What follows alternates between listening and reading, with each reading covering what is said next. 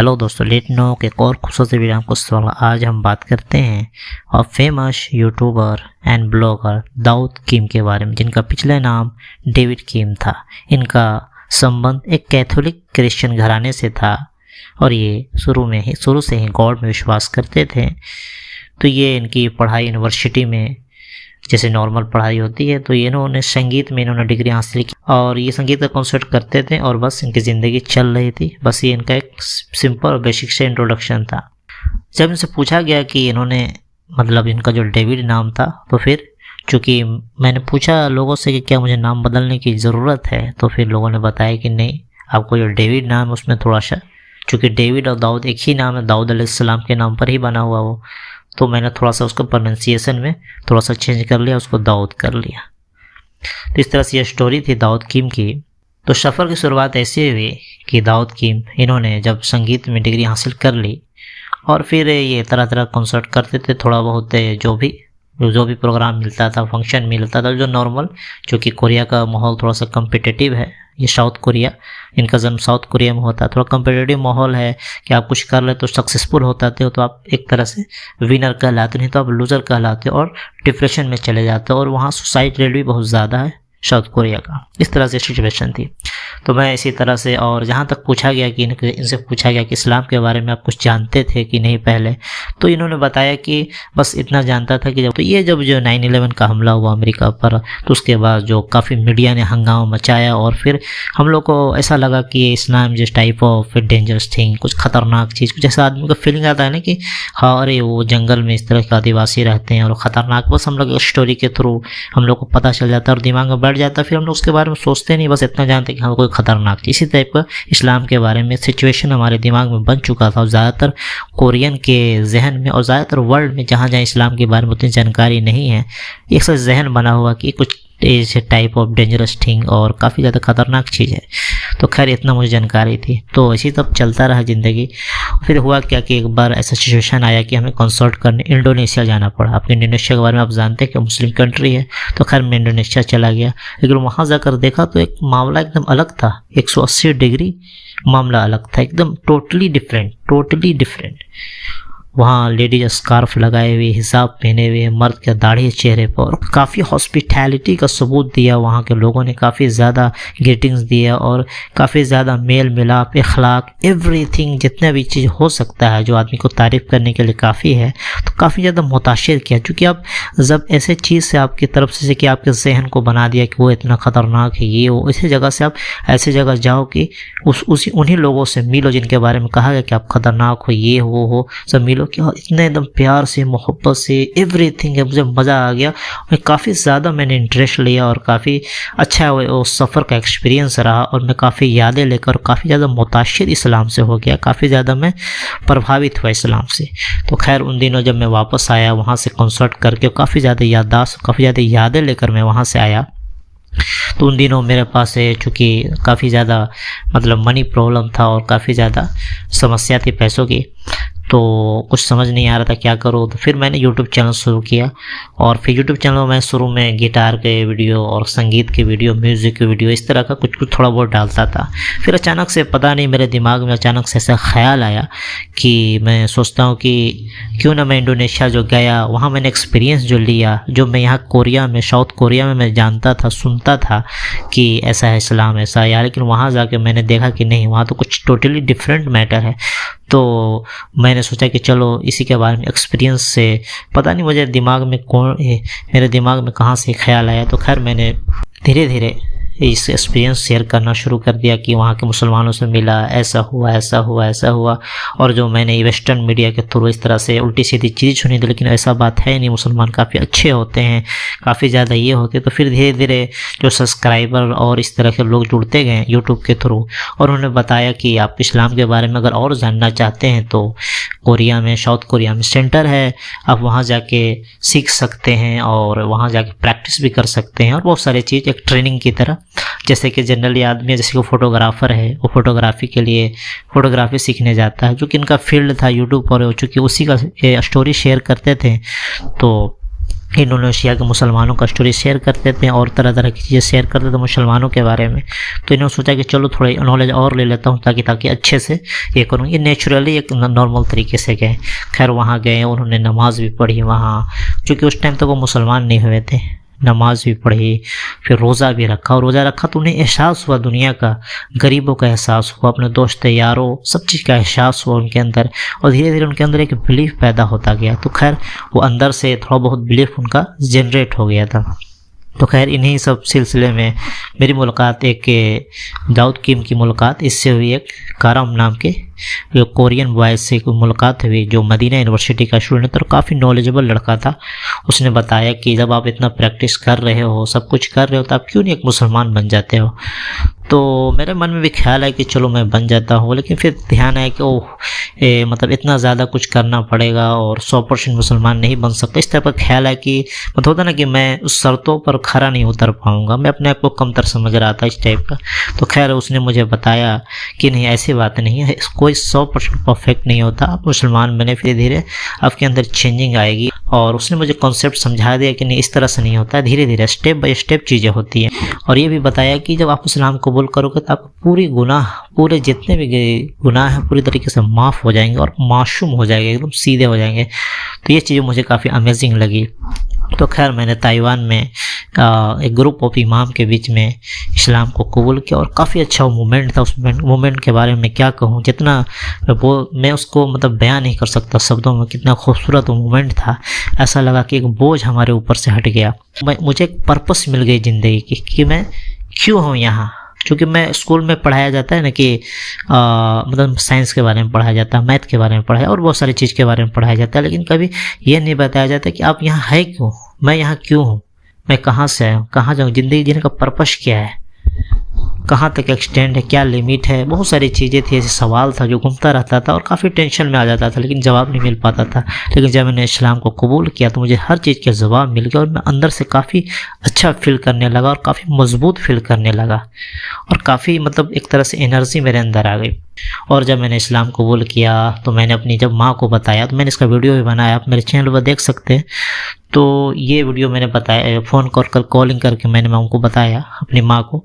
तो माँ ने बोला कि अब तुम मतलब इस टाइप की कुछ फीलिंग आया कि क्योंकि उस जहन में तो उसी टाइप का था कि कोई डेंजरस चीज़ है इस्लाम वगैरह, क्या तुम टेररिस्ट बन जाओगे या इस टाइप। तो मैंने काफ़ी कुछ समझाया, फिर धीरे धीरे डाउट क्लियर किए, फिर घर में फिर वीडियो शेयर करने लगा। तो मेरी माँ ने जो वीडियो देखा तरह तरह के कि मुसलमान ऐसे होते हैं अच्छे अच्छे, उनको भी काफ़ी ज़्यादा नॉलेज हो चुकी है, लेकिन वो अभी तक मुसलमान नहीं हुए, लेकिन इंशाअल्लाह उम्मीद है कि मुसलमान होगी। और दोस्तों यारों में भाइयों में भी बहुत सारे लोगों ने देखे मेरे वीडियो और उसमें देखा कि मुसलमान ऐसे होते हैं। फिर धीरे धीरे वो भी काफ़ी ज़्यादा उत्सुक होने लगे और मुझे कोई प्रॉब्लम नहीं, घर में किसी तरह का कोई टेंशन नहीं है, मैं अभी भी बेहतरीन बेटा बनकर रह रहा हूँ। तो जहाँ तक सवाल है कि किसी ने इस्लाम कबूल किया कि नहीं मेरे थ्रू, तो हाँ कबूल किया है। मेरे जो सब्सक्राइबर थे उन्होंने मुझसे कांटेक्ट किया कि मैं मुसलमान बनना चाहता हूँ, तो मैंने उन्हें बताया कि ये सेंटर है, यहाँ जाएं और सीखें। इस तरह से बहुत सारे लोगों ने इस्लाम को कबूल किया।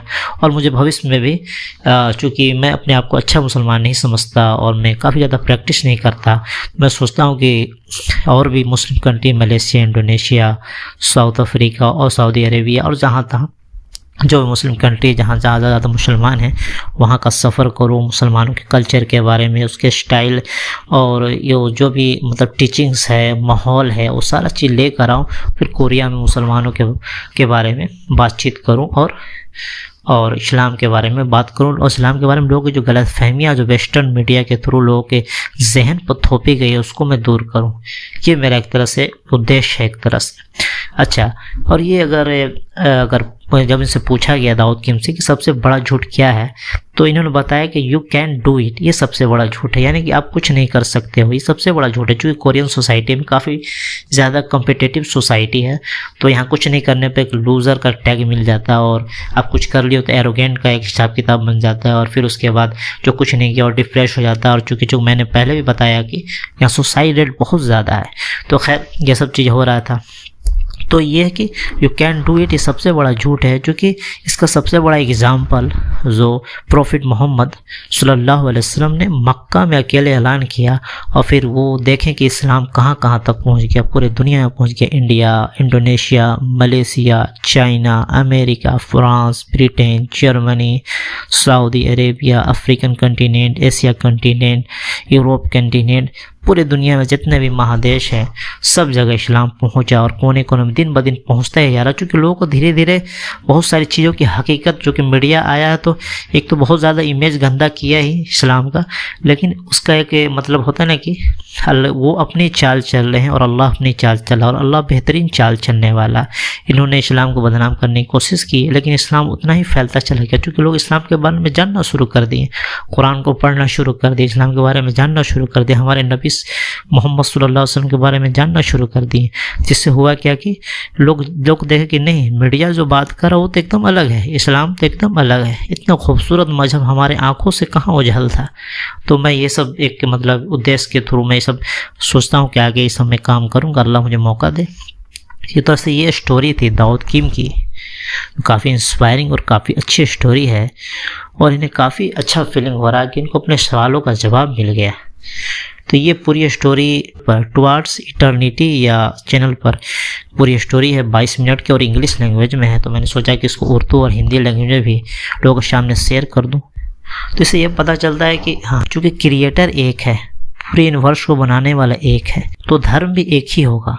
गॉड ने एक ही धर्म बनाया होगा, और धर्म एक ही था, शुरू से एक ही धर्म था, स्ट्रेट पाथ। लेकिन हुआ क्या कि वक्त के गुजरने के साथ जो मैसेंजर, जो प्रॉफिट आया गॉड के मजहब को समझाने के लिए, गॉड के रिलीजन को समझाने के लिए, वो प्रॉफिट आए, लोगों को समझाया। फिर हुआ क्या कि वो प्रॉफिट जब चले गए, फिर लोगों ने उसको भुला दिया, उस मैसेज को। फिर दूसरे प्रॉफिट आए, फिर लोगों ने भुला दिया। फिर किताबें आई, फिर किताब में भी काफ़ी घाल मेल, उसमें करप्शन फैला दिया।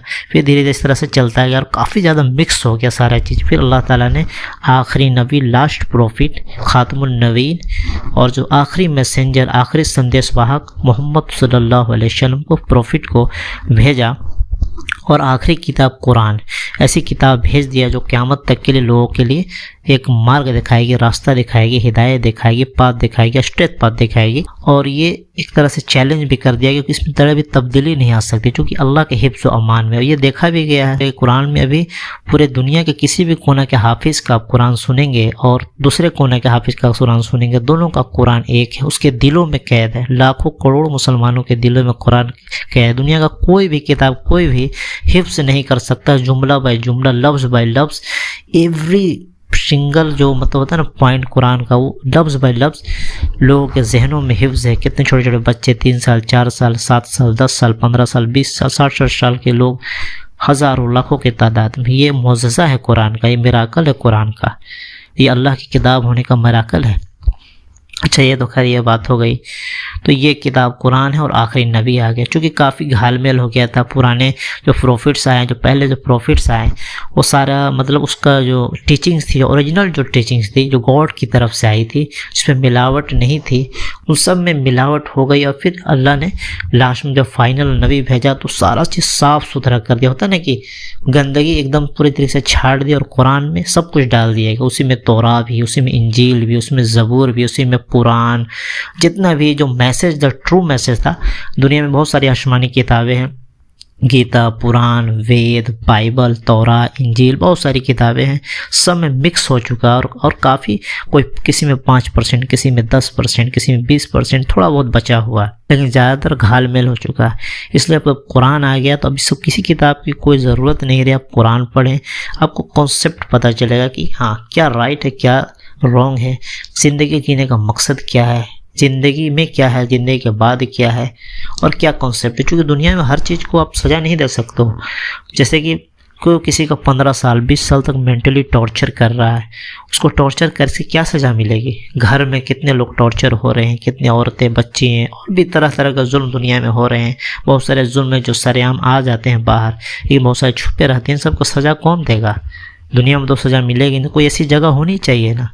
ये डिमांड करता है, क्योंकि पूरे यूनिवर्स में कोई भी चीज़, छोटा छोटा पार्टिकल वो एक कानून के अंदर बंधा होगा और ज़रा सा भी बदमाशी करता है तो सिचुएशन ख़राब हो जाता है। यूनिवर्स में हर चीज़ एक अंदाजे के साथ है। सूरज के एक अंदाजे हैं, चांद का अंदाज़ा है, तारों का एक अंदाज़ा है, गैलेक्सी का एक अंदाज़ा है, और भी तरह तरह जितनी भी चीज़ें, पानी है दुनिया में, सिस्टम है, पहाड़ है, पेड़ है, ऑक्सीजन है, कार्बन डाइऑक्साइड, जितनी भी चीज़ें तमाम सब चीज़ अंदाजे के साथ। उसमें ज़रा सा भी कुछ छेड़छाड़ होती है तो सिस्टम इधर का उधर हो जाता है, इकोलॉजिकल बैलेंस बिगड़ जाता है। बस उसी तरह इसमें भी है कि आप इतना कुछ करोगे तो कुछ सज़ा नहीं मिलेगा, सज़ा ज़रूर मिलेगी। जैसे कि दुनिया में एक मर्डर का सज़ा भी फांसी, 2 मर्डर का भी फांसी, 3 का भी फांसी, तो आप 2 मर्डर वाला को 2 मर्डर लायक सज़ा पाने के लिए एक जगह होनी चाहिए ना। इस तरह बहुत सारी चीज़ है जो दुनिया में नहीं हो सकती। एक ऐसी जगह होनी चाहिए जहाँ परमानेंट सबका सोल्यूशन मिले। तो ये जगह कौन सी है? ये ज़िंदगी के बाद की एक जगह है जिसका सफ़र मौत से शुरू होता है। दुनिया का कोई भी आदमी इनकार नहीं कर सकता कि मौत नहीं आएगी। सब जानते हैं कि मौत आएगी। बच्चा बड़ा होता है, जवान होता है, बूढ़ा होता है, मर जाता है। ये सिंपल प्रोसेस है।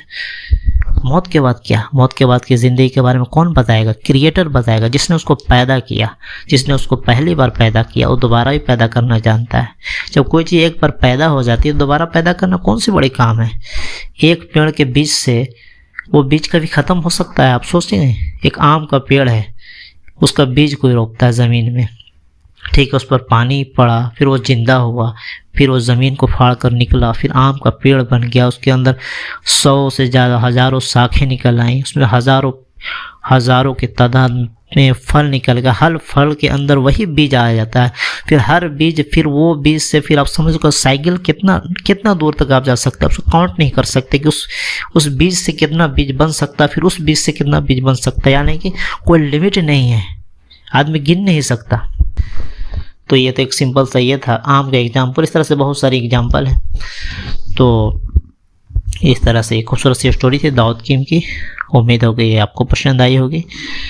और ये इन्होंने सच को पा लिया, इनको सवालों का जवाब मिल गया और इनकी सारी टेंशन, डिप्रेशन सारी दूर हो गई। क्योंकि सही पाथ पर आने का मज़ा ही कुछ और है। क्योंकि अल्लाह जिसे राह दिखाना चाहे उसकी राह को रोकने वाला नहीं, और जिसे राह से हटाना चाहे उसको फिर कोई सीधे राह पर लाने वाला भी नहीं। तो उम्मीद होगा आपको ये स्टोरी पसंद आएगी। मिलते एक और खूबसूरत से वीडियो के साथ। वीडियो को लाइक, सब्सक्राइब करना ना भूलें।